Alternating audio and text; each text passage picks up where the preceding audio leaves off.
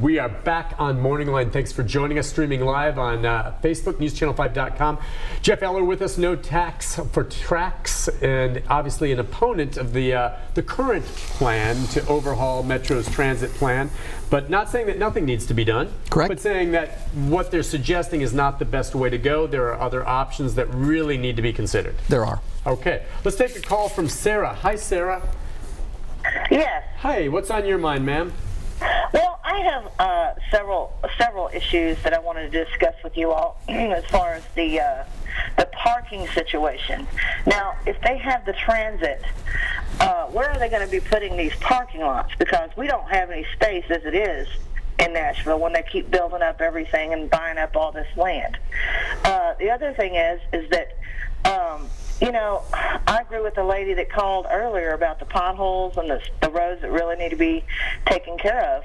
And, you know, we do have some of these council members that are not, you know, talking about transit right now and other things. They're worried about changing names of the streets. I mean, I don't think that is as important as trying to get around. But at the same time, it just seems like it's all focused on downtown Nashville.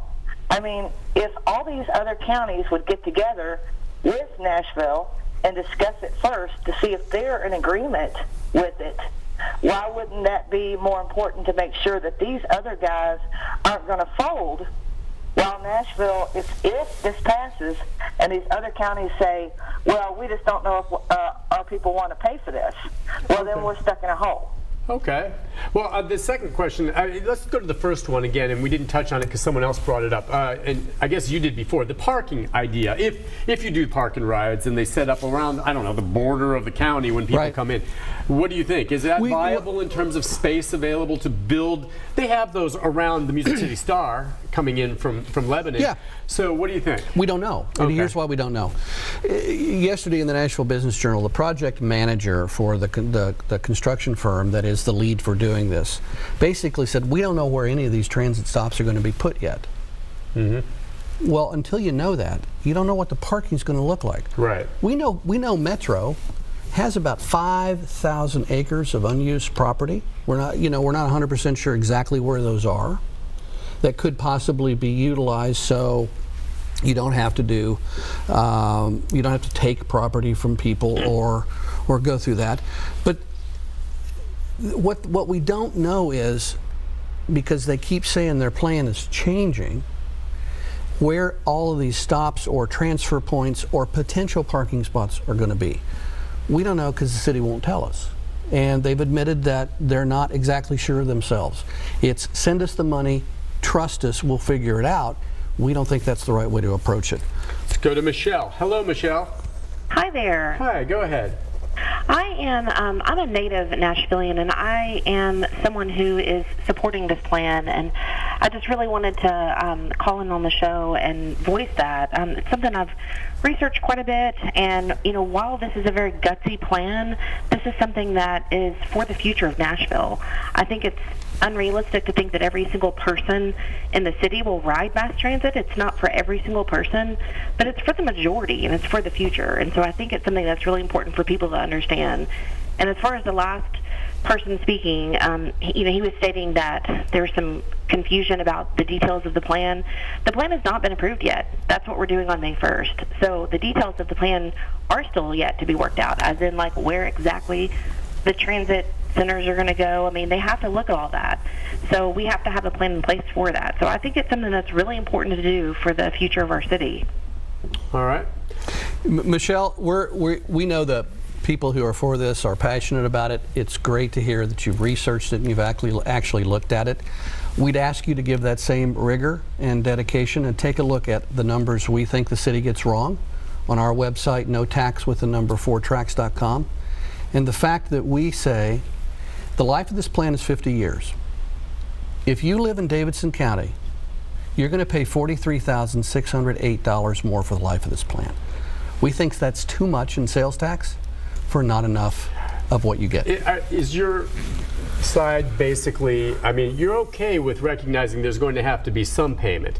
You believe it's too much. You're open to the idea, because I wonder how you sift through it. There are some folks out there, and I don't agree with them, and they're the ones who don't want anything to change, and they're not interested in anything that's going to cost them anything more, and to heck with traffic, I don't want any more taxes. And I know taxes are high. I don't like them any more than you do, but I don't want to hear that. All right? So I want to know, you don't get anything for nothing. So you're open to recognizing you're going to have to pay something. You're just saying that $43,000 is way too much. Absolutely, and I'll narrow it down. Well, there's people that are behind your cause that are just behind it because they don't want to pay any more taxes, and they just think we're taxed too much, and I don't want anything that's going to cost me anything. That's fine.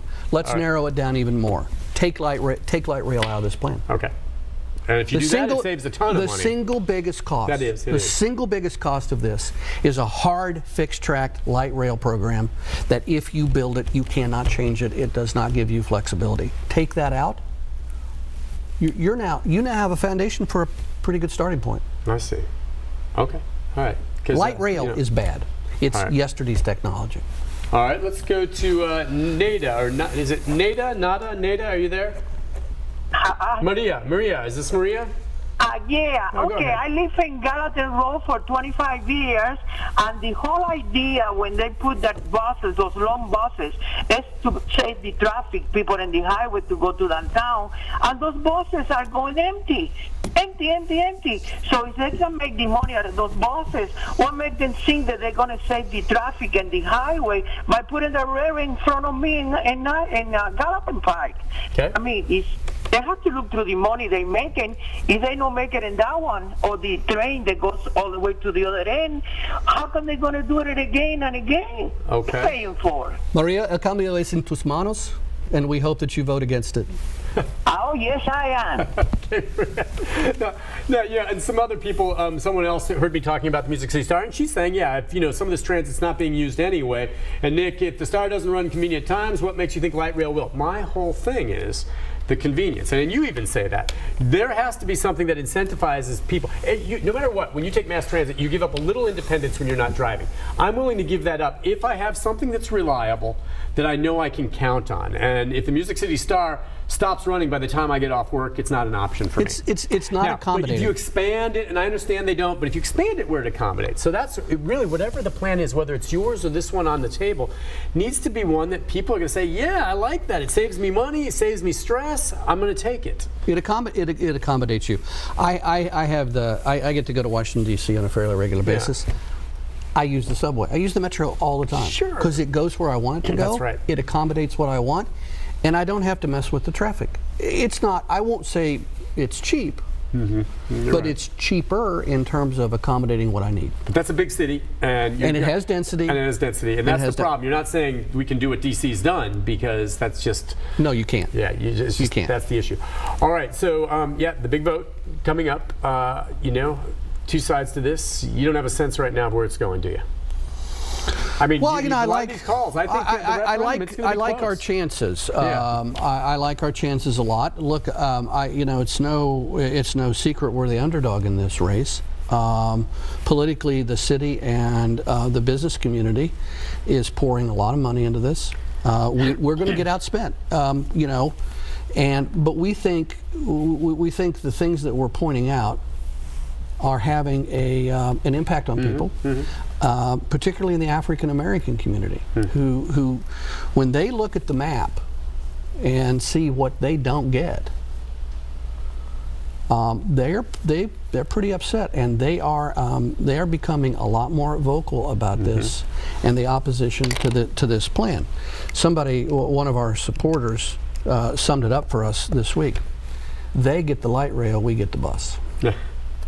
All right, key will be turnout and getting it going. But Jeff, as I said, I'm in favor of doing something on it. We are too. I think you bring up some very good points, that I hadn't thought about. And so I think everyone needs to educate themselves and decide what they think is best, not only for themselves, but also hopefully what's best for the city as a whole. And I know that's what you're interested in too. We are. That's what folks. Jeff, thank you very much for coming on. Appreciate it. We'll be following this along the line. We'll take a break. When we come back, we'll have a programming note about tomorrow right after this. Stay with us.